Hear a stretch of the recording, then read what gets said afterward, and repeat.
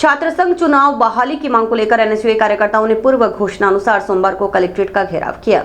NSUI प्रदेशाध्यक्ष विनोद जाखड़ के नेतृत्व में प्रदर्शन कर रहे कार्यकर्ताओं ने कलेक्ट्रेट में घुसने का प्रयास किया।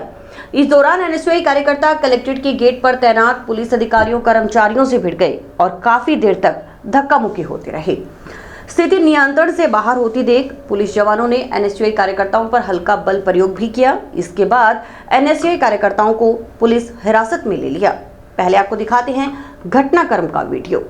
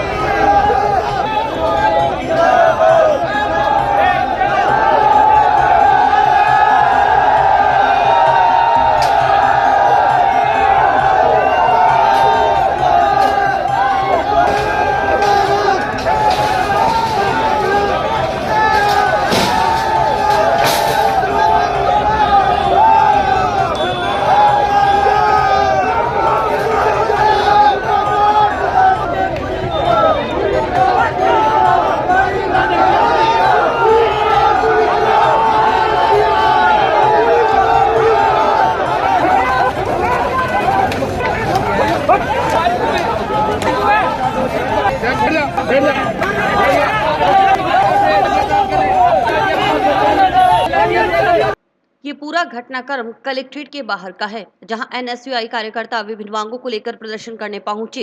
इस दौरान नारेबाजी का सिलसिला चला और फिर एनएसयूआई कार्यकर्ताओं ने कलेक्ट्रेट में घुसने का प्रयास किया, जो कामयाब नहीं हुआ। कलेक्ट्रेट का घेराव करते हुए एनएसयूआई कार्यकर्ता कलेक्ट्रेट परिसर में घुसने का प्रयास करने लगे, जिसे तैनात पुलिस कर्मियों ने रोकते हुए उन्हें कलेक्ट्रेट के आगे से खदेड़ दिया। इस दौरान कई कार्यकर्ताओं को पुलिस ने हिरासत में ले लिया। लाठीचार्ज में एनएसयूआई प्रदेशाध्यक्ष विनोद जाखड़, रोहित जावा सहित कई अन्य कार्यकर्ता चोटिल भी हो गए। मौके पर डीएसपी और 3 पुलिस थानों का जाब्ता तैनात रहा। एनएसयूआई प्रदेशाध्यक्ष विनोद जाखड़ ने कहा कि कॉलेज यूनिवर्सिटी में वहां की प्रशासन की ओर से तानाशाही की जाती है। इसके खिलाफ अगर छात्र लड़ता है तो छात्र संघ बड़ा माध्यम होता है। एक अच्छा नेता छात्र संघ से ही निकलकर लोकसभा, विधानसभा में जाता है। ऐसे कई नेता जो छात्र संघ के पदाधिकारी रह चुके हैं, वे आज विधायक हैं। छात्र संघ चुनाव बहाली उनकी प्रमुख मांग है। इसके अलावा नीट का पेपर पुनः करवाने की मांग एनएसयूआई की ओर से की जा रही है। उन्होंने कहा कि हनुमानगढ़ श्रीगंगानगर जिले के नौजवानों को नशे ने बुरी तरह से जकड़ रखा है। नशा आने वाली नस्लों को खराब कर देगा। प्रशासन सख्ती लेकर आए और नशा कारोबारियों के खिलाफ कड़ी कार्रवाई हो। उन्होंने अग्निवीर योजना को सेना को कमजोर करने वाली योजना बताते हुए इसे बंद करने की मांग की। प्रदेशाध्यक्ष ने कहा कि पुरानी स्थायी सेना भर्ती की प्रणाली को लागू किया जाए ताकि सेना को मजबूत किया जा सके। देखिए, आज हमारे हनुमानगढ़ के एनएसयूआई के कार्यकर्ताओं ने कलेक्ट्रेट घेराव का एक बड़ा जबरदस्त आंदोलन रखा। रोहित एवं कई हमारे एनएसयूआई के कार्यकर्ताओं को गंभीर चोट भी आई है। हमारी प्रमुख कुछ मांगे हैं। देखिए, सबसे पहली मांग है कि छात्र संघ चुनावों को जो है चालू किया जाए, क्योंकि हम देखते हैं कि आज कॉलेज यूनिवर्सिटी के अंदर जो है प्रशासन तानाशाही करता है। उसके खिलाफ छात्र अगर लड़ता है तो छात्र संघ बड़ा माध्यम होता है। दूसरी है नीट के पेपर को वापस किया जाए, क्योंकि 30-30 लाख में पेपर बिके हैं। कितनी गिरफ्तारियां हुई हैं, एक के बाद एक गिरफ्तारी हो रही है, ये पूरे देश को पता है। लेकिन केंद्र की तानाशाही सरकार नीट के खिलाफ एक शब्द नहीं बोल रही है। तो हमारी मांग ये है कि नीट के पेपर को दोबारा किया जाए। इसके साथ ही हमारी एक और मांग है, हनुमानगढ़ गंगानगर को हम देखते हैं कि नशे के अंदर हमारे नौजवानों को किस तरीके से जकड़ा हुआ है, तो प्रशासन सख्ती लेके आए। सबसे पहले तो मैं सभी मेरे युवा साथियों को, एनएसयूआई कार्यकर्ताओं को, कांग्रेस के कार्यकर्ताओं को धन्यवाद देना चाहता हूँ इस कलेक्ट्रेट घेराव को सफल बनाने के लिए। उसके बाद मैं ये सभी युवाओं को और विद्यार्थियों को विश्वास दिलाना चाहता हूँ, जब तक विद्यार्थियों के साथ, युवाओं के साथ अत्याचार होगा, हनुमानगढ़ से इसी तरह सड़कों पर संघर्ष करती रहेगी। हनुमानगढ़ जिले की भादरा नगर पालिका के अध्यक्ष पद के चुनाव को लेकर आज विवाद की स्थिति पैदा हो गई। विवाद का कारण था मतदान के दिन निर्वाचन अधिकारी का अवकाश पर चला जाना। ऐसे में पार्षद आक्रोशित हो गए और नारेबाजी करने लगे। भादरा नगर पालिका के चुनाव ऐसे में नहीं हो सके। पहले आपको दिखाते हैं वीडियो।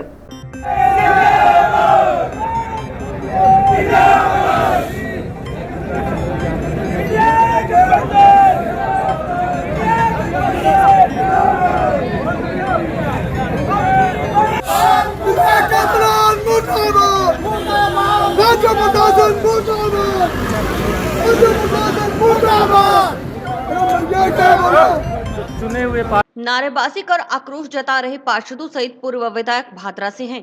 दरअसल आक्रोश इस बात को लेकर है कि चुनाव के दिन अचानक निर्वाचन अधिकारी अवकाश पर क्यों चले गए और यदि एसडीएम अवकाश पर चले गए तो उनकी जगह दूसरे अधिकारी को लगाया जाए ताकि चुनावी प्रक्रिया संपन्न हो सके, लेकिन ऐसा नहीं हुआ। ऐसे में आक्रोशित पार्षदों और पूर्व विधायक ने नगरपालिका में ही डटे रहने का ऐलान कर दिया। इस दौरान पूर्व विधायक कामरेड बलवान पुनिया ने कहा कि आज जब नगर पालिका अध्यक्ष का चुनाव होना था तब अचानक निर्वाचन अधिकारी अवकाश पर क्यों चले गए। उन्होंने पूरे मामले को साजिश बताते हुए कहा कि सत्ता पक्ष को हार नजर आ रही थी, इसीलिए निर्वाचन अधिकारी अवकाश पर चले गए हैं। पूर्व विधायक ने कहा कि जब तक चुनाव नहीं करवाए जाते वे यहीं नगर पालिका में डटे रहेंगे।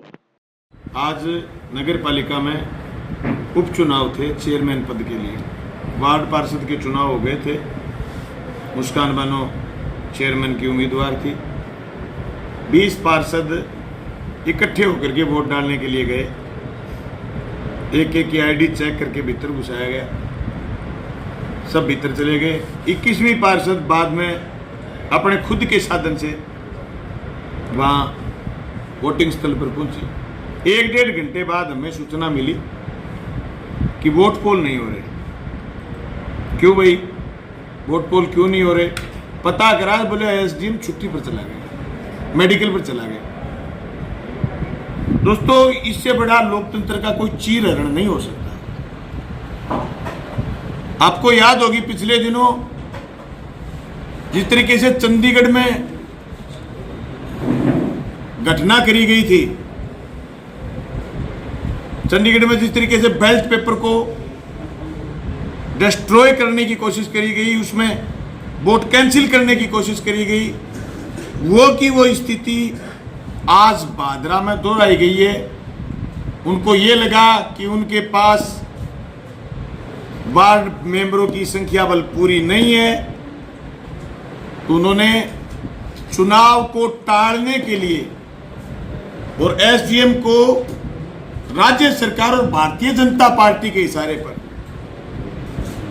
यह कहकर के छुट्टी भेज दिया कि वो मेडिकल पर अचानक बीमार हो गए। मैं समझता हूं ये भादरा के इतिहास का काला दिन है। हम सारे साथी मीटिंग करेंगे और मीटिंग करके हमारा प्लान है कि हम कांग्रेस के राज्य के नेतृत्व से, सीपीएम के राज्य नेतृत्व से चर्चा करके हम मुख्य चुनाव आयुक्त राजस्थान से सारे पार्षदों समेत मिलेंगे और हम उनको बताएंगे ऐसे कैसे चल सकता है। पार्षदों के आक्रोश को देखते हुए और धरने की सूचना के बाद नौहर से एडीएम मौके पर पहुंचे और उन्होंने चुनाव के लिए अगली तारीख तक इंतजार करने की बात कही। बताया गया कि उच्च अधिकारियों से मिले निर्देशानुसार चुनावों की आगामी तारीख तय की जाएगी। इस मौके पर पूर्व विधायक कामरेड बलवान पुनिया ने बताया कि चुनावी प्रक्रिया को शुरू किया गया था। मुस्कान बानो नगर पालिका अध्यक्ष की उम्मीदवार थी। जब 20 पार्षद वोट डालने के लिए नगर पालिका पहुंच गए, उसके करीबन 1-1.5 घंटे बाद ये सूचना दी जाती है कि वोटिंग नहीं की जा रही क्योंकि निर्वाचन अधिकारी अचानक मेडिकल लेकर अवकाश पर चले गए हैं। कामरेड ने आरोप लगाया कि ये सब भाजपा को अपनी हार नजर आने पर किया गया है। लोकतंत्र का हनन हो रहा है, इसका प्रमाण सबके सामने है। इस दौरान चुनाव आयोग के नाम ज्ञापन दिया गया। यही कह रहा था कि भाई ठीक है, वोट हमारे भी डलेंगे, उनके भी डलेंगे और जो ऊपर वाले की जो मर्जी होगी उस हिसाब से जीत जाएंगे। लेकिन बात आश्वस्त की है तो मैं पूरी तरह से था कि ठीक है, अपनी जीत है वो निश्चित है। मैं तो, और जो आज हुआ है वो बहुत ही गलत हुआ है। ऐसा नहीं होना चाहिए था और ऐसा हम सोच भी नहीं सकते। मतलब ठीक है, ऐसा भी हमारे इस देश के अंदर मत हो सकता है। लेकिन अभी तक वोटिंग का कुछ नहीं हो रहा है, कुछ वो बता ही नहीं रहे ढंग से। हम 10 बजे पहुंच चुके हैं। उसके बाद उन लोगों ने, हमने ये पूछा कि एसडीएम कहाँ है भाई, एसडीएम सर का, आरओ सर का है। उन्होंने यही कहा है कि वो अभी आधे घंटे में आ रहे हैं, वो 5 मिनट में आ रहे हैं, 10 मिनट रुक जाओ, 5 मिनट रुक जाओ। उन्होंने हमको यही बोला बार बार में। इसलिए हम चाहते हैं कि मीडिया इस चीज़ को आगे लेके जाए और हमारी मदद करे। हमको अब 1 बज चुका है, 1 घंटा और है वोटिंग का, तो वोटिंग कैसे दी जाएगी। पूर्व मंत्री डॉक्टर राम प्रताप के पुत्र हरीश साहू वगैरह के खिलाफ झूठे मुकदमे में गवाही देने के लिए धमकाने व खेत में बंधक बनाकर रखने और जबरन काम करवाने के आरोप में मुकदमा दर्ज करवाने वाले मंगा सिंह ने सोमवार को दलित संगठनों के प्रतिनिधियों के साथ एसपी से मुलाकात कर सुरक्षा की गुहार लगाई। मंगा सिंह ने आरोपी पक्ष से जान का खतरा बताया। अखिल राजस्थान मजहबी महासभा के अध्यक्ष ने बताया कि दलित संगठनों में इस बात को लेकर रोष है।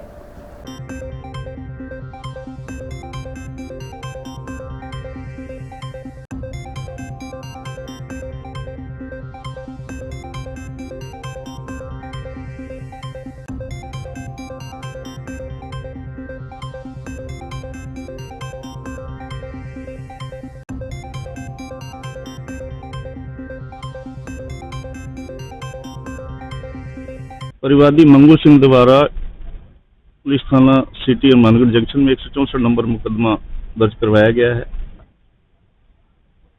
मुस्तकिस मंगू सिंह का आरोप है कि हमें अंग्रेज सिंह, शोपत भाट, खुशीराम और जिसमें मंत्री पुत्र हरीश साहू जी का भी नाम आ रहा है कि हमें खेत में बंधक बना के रखा गया और हम पर यह प्रेशर बनाया गया कि आप राजेंद्र सिंह के खिलाफ झूठा मुकदमा दर्ज कराओ। बलकान सिंह के मार्फत राजेंद्र सिंह सिद्धू के खिलाफ 164 नंबर मुकदमा दर्ज करवाया गया है और इनका जो मुकदमा नंबर मंगू सिंह करवाया 0563 है सिटी थाना में। तो हमारे दलित संगठनों का यही रोष है कि राजेंद्र सिंह सिद्धू और डॉक्टर राम प्रताप के पीछे की आपसी दुश्मनी हो चाहे अंग्रेज सिंह की दुश्मनी हो, लेकिन दलित समाज की औरतों को जिस तरीके से इस मुकदमे में इस्तेमाल किया गया है, हम इसकी घोर जी मैं अज केस किया जी एसपी साहब दे री साहू ते अंग्रेज सिंह तो मैंने धमकियां आउंदियां, घरे भी गए साडे रात 9 बजे गड्डी लैके 3 गड्डियां गईयां जोगी वाले मारन दियां धमकियां दिंदे इन्ना न्याय चाहिए। बस वो कहने भी तू उन्होंने मगर सच्ची गवाही देती, सच्चा केस करता भी मैनू न्याय चाहिए भी मैं राजीपो नहीं करता। पूर्व मंत्री डॉक्टर राम प्रताप के पुत्र हरीश साहू वगैरह पर झूठी गवाही देने के लिए धमकाने और बंधक बनाकर जबरन खेत में काम करवाने के आरोप में जंक्शन थाना में मुकदमा दर्ज होने के बाद ये मामला लगातार गर्मा रहा है। रविवार को जहां मुकदमा दर्ज करवाने वाले पक्ष ने प्रेस कॉन्फ्रेंस कर आरोपी पक्ष पर जान से मारने की धमकी देने का आरोप लगाया, वहीं सोमवार को पूर्व मंत्री डॉक्टर राम प्रताप के पुत्र व हरीश साहू के भाई अमित साहू ने मीडिया के सामने आकर इस प्रकरण को लेकर केवल राजनीति से प्रेरित बताया। अमित साहू ने कहा कि उनका परिवार राजनीति से जुड़ा है, अगर कोई फरियादी उनके पास आता है तो उसकी मदद करना हम लोगों का फर्ज है, कर्तव्य है। ये प्रकरण केवल राजनीति से प्रेरित है, झूठ के पांव नहीं होते, सच सबके सामने आएगा।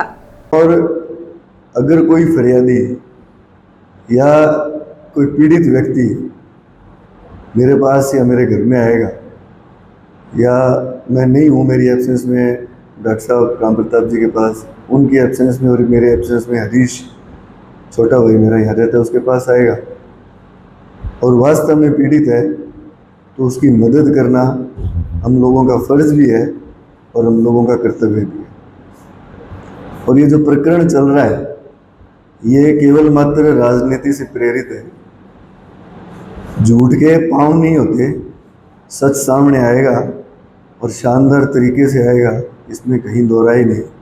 पूर्व में भी इन लोगों ने जो इस पर्दे के पीछे जो लोग हैं इस सारे घटनाक्रम में, उन लोगों ने अनेकों मुकदमे हम मेरे पूरे परिवार पे मेरे पे करवाए और पूर्व में भी मैं हमेशा यही कहता था कि न्यायपालिका पे और पुलिस पे पूर्ण भरोसा है और आज भी कह रहा हूँ कि जिस तरह से उन मुकदमों में मेरा पूरा परिवार पहले भी साफ निकला है, इस जो ये झूठा मुकदमा बेबुनियाद मुकदमा है, इस मुकदमे से मेरा पूरा परिवार, मेरा भाई हरीश निश्चित तौर से निकलेगा, न्याय मिलेगा, इसमें कहीं दो राय नहीं। ना ही तो हम लोगों ने इस तरह की राजनीति पहले कभी की, ना ही आगे करेंगे। ये सिर्फ कार्यकर्ताओं को भ्रमित करने का ये लोग जो दुष्प्रचार और दुष्प्रयास कर रहे हैं, निश्चित तौर पे ये इसमें फेल होंगे और मैं आप लोगों के माध्यम से मैं मेरे कार्यकर्ता साथियों से, मेरे बुजुर्गों से और हनुमानगढ़ की पूरी जनता से ये निवेदन करूंगा कि आप लोग डॉक्टर राम प्रताप जी को और उनके परिवार को भली भांति जानते हैं और जो सामने वाले हैं आप उनको भी जानते हैं। रेलवे विभाग के चीफ लोको इंस्पेक्टर पर सोमवार को हनुमानगढ़ जंक्शन रेलवे स्टेशन के नजदीक अज्ञात व्यक्तियों ने हमला कर दिया। हमले में चोटें लगने से चीफ लोको इंस्पेक्टर गंभीर रूप से घायल हो गए। उन्हें रेलवे कर्मचारियों की ओर से टाउन के जिला अस्पताल में भर्ती करवाया गया। लोको पायलट विजय कुमार ने बताया कि लोको लॉबी के इंचार्ज चीफ लोको इंस्पेक्टर सत्येंद्र कुमार सुबह करीबन 9:30 बजे घर से कार्यालय जाने के लिए निकले थे।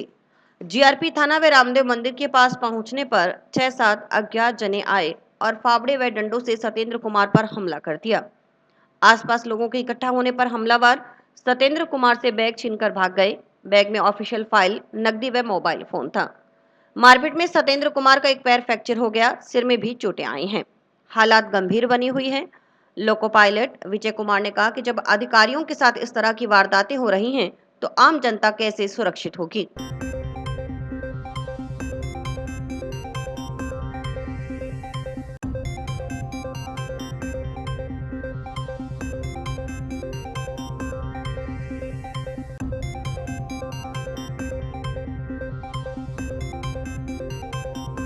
और ये घर से निकले थे ऑफिस जाने के लिए, 9:30 की बात थी।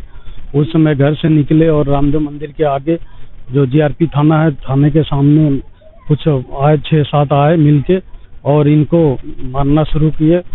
और उसमें भी बोल रहे थे कि तुम प्रकाश स्वामी, राकेश पारीक, सुरेश पारीक, अब रामकेश मीना, ये सबको तुम परेशान कर रखो, तुमको चलने नहीं देंगे। और इन्होंने मिल के सारे मारे। जब तक ले कुछ लोग देखे उसको भाग लिए। बैग लेके, बैग में ऑफिशियल फाइल थी, लैपटॉप थी और उसके बाद में उनके पैसे थे, मोबाइल थे, सारे लेके। टिब्बी के राजकीय उच्च माध्यमिक विद्यालय को पुनः बहाल करने की मांग को लेकर बहुजन समाज पार्टी के कार्यकर्ता 15 जुलाई को टिब्बी के उपखंड कार्यालय के समक्ष धरना प्रदर्शन कर शिक्षा मंत्री का पुतला दहन करेंगे। प्रस्तावित धरना प्रदर्शन को लेकर बसपा नेताओं की ओर से जनसंपर्क किया जा रहा है। बसपा के पूर्व प्रदेश महासचिव भोला सिंह ने बताया कि टिब्बी में 1950 से स्थापित राजकीय उच्च माध्यमिक विद्यालय हिंदी माध्यम को 2020 में पूर्ववर्ती कांग्रेस सरकार ने कक्षा 8वीं तक अंग्रेजी माध्यम कर दिया। इसके विरोध में हिंदी माध्यम को फिर से बहाल करने की मांग की जा रही है।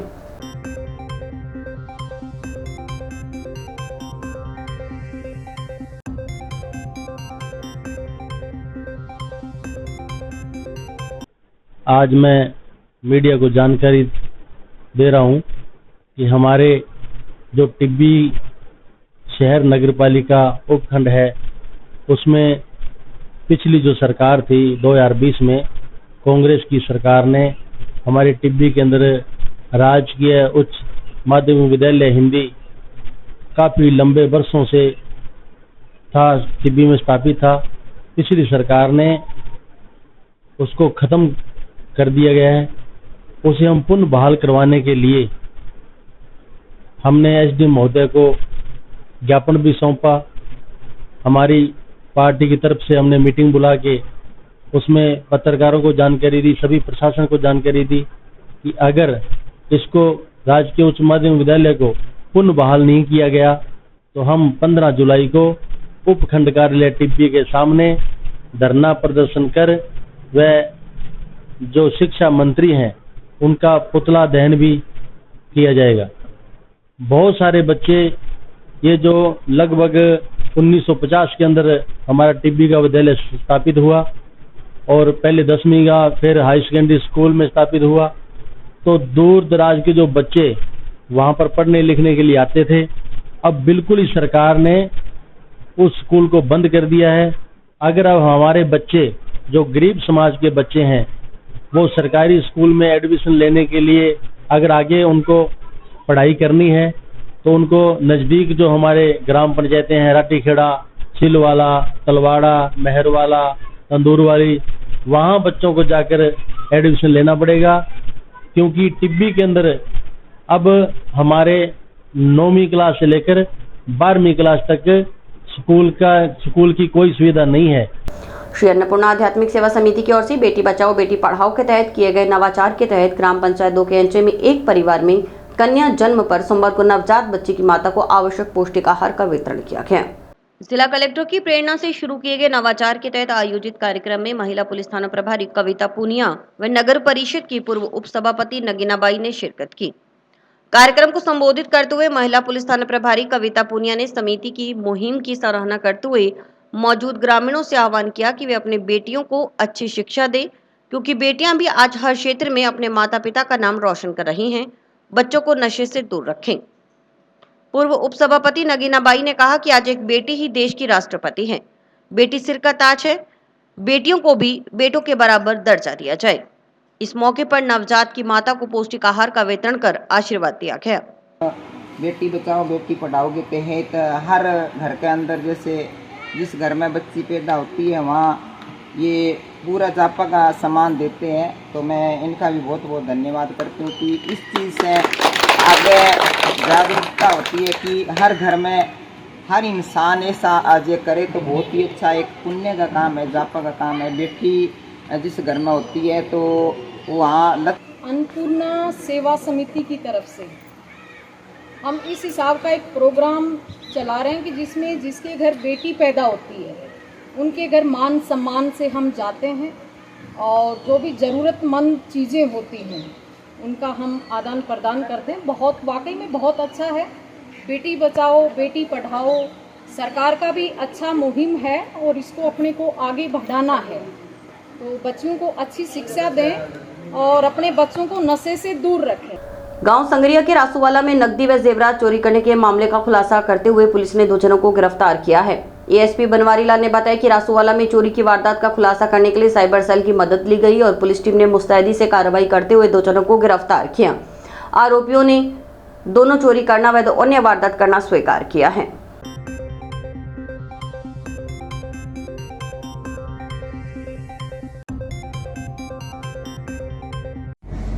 दिनांक 28/6/24 को रासूवाला गांव में थाना संगरिया में वहाँ पर एक मोहनलाल और सुरेंद्र सिंह बिश्नोई के घरों में चोरी हुई थी एक ही गांव में। इसमें काफ़ी सोना और करीब एक के 17,000 और एक के 50,000 रुपये चोरी गए थे। बड़ी चोरियां थी।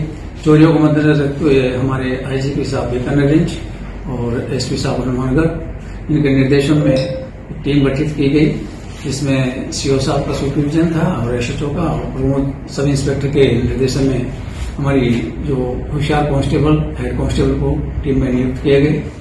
इनसे सीसीटीवी फुटेज, मुखबिरी, डंप इनके उठाए गए, सीडीआर इनसे ली गई आसपास के एरिया की और साइबर सेल से मदद ली गई।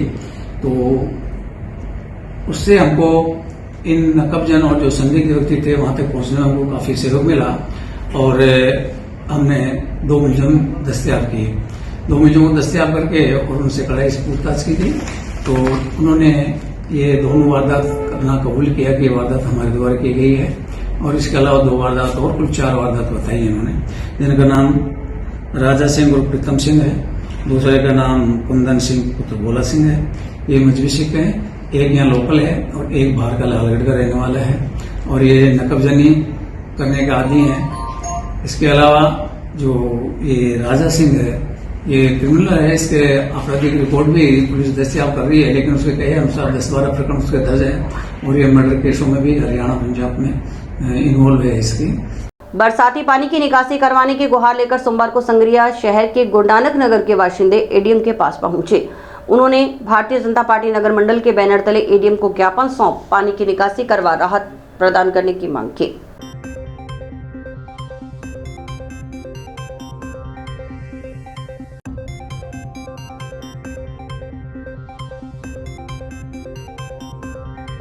तो आज मैं सभी मंडी के जो आमजन हैं उनको साथ लेकर के आज यहाँ आई हूँ। तो संगरिया में जो मेन समस्या इस वक्त सबसे बड़ी है वो बरसात के कारण गुरु नानक बस्ती में जो पानी भरा हुआ है और पानी ऐसी स्थिति हुई कि घरों में किचन तक पानी चला गया और एसडीएम साहब ने कल उसका जायजा भी लिया और कल हमारे बीच में बहन प्रियंका जी बैलान भी आए थे, उनको भी इस समस्या से अवगत कराया। आज कलेक्टर महोदय से हम मिले हैं और अतिरिक्त कलेक्टर महोदय से भी हमने वार्ता की है और सब्जी मंडी है उसके लिए वार्ता की है। तो संगरिया की जो समस्या है उन समस्याओं को आज अधिकारियों से अवगत कराया है और पानी की टैंकी जो गिर गई थी उसका मलबा जो वहाँ पड़ा है उसको भी वहाँ से तुरंत उठवाया जाए और हमारा संगरिया का जो विकास है वो पूर्ण रूप से चले। तो आज हम सब लोग एकजुट होकर के यहाँ आए हैं, ना कि किसी पार्टी विशेष को यहाँ लेकर के आए हैं, लेकिन हमारी संगरिया मंडी है उसका समाधान हो। और कल भी जो तलवाड़ा में पानी भर गया था तो आपने न्यूज़पेपर के या उसके माध्यम से देखा होगा, तो वीडियो साहब कल तलवाड़ा में गए थे, वहाँ भी बोरवेल लगे और जो बच्चे स्कूल के अंदर प्रवेश नहीं कर सकते या जो पानी भरा हुआ था उसका निस्तारण हो, इसके लिए मैं प्रयासरत हूँ। आमजन की सेवा ही मेरे जीवन का लक्ष्य है। हमारे शहर के अंदर परसों रात्रि को जो बरसात हुई उसके कारण 6 वार्डों के गुरु नानक नगर के अंदर जो हालात है वो बद से बदतर है। हालात ये हैं कि घरों के अंदर उनके जो बर्तन है, रसोई के बर्तन तक तैरने लग पड़े हैं, जिसके कारण शहर के अंदर बहुत ही एक भय का वातावरण बना हुआ है। और इस समस्या के निदान के लिए आज सभी संगरिया के जो वासी हैं, सभी वार्डवासी आए हैं और लगभग 6 वार्डों के लोग एकत्रित होकर आज कलेक्टर साहब से और एडीएम साहब से मिले हैं। और इसी के साथ समाचार समाप्त हुए। रोजाना देखते रहिए समाचार। नमस्कार।